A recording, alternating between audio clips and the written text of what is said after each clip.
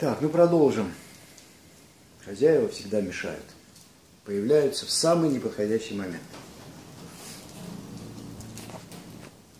Я хотел, чтобы мы с вами услышали, когда камин наполнится дымовыми газами и пойдет тяга. Но, к сожалению, не получилось.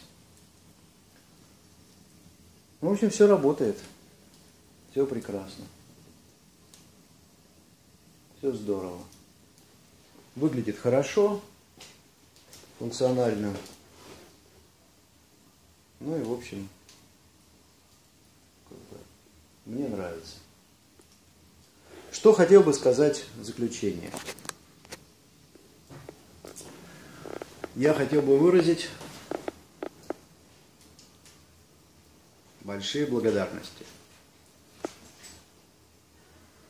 В первую очередь Юрию Михайловичу Хошеву за его труд газодинамика классического камина и дровяные печи, которые явились одной из отправных точек размышлений и создания этой серии каминов.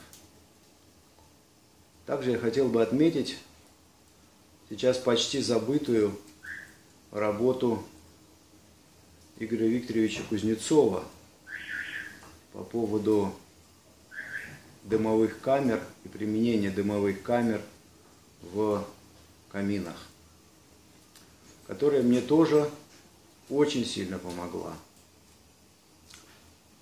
Также я хотел бы поблагодарить своих старших товарищей, печников Михаила Немова и Алексея Коллегу за ценную критику и постоянное внимание к моим работам. Спасибо всем. Всего доброго. Увидимся. До свидания.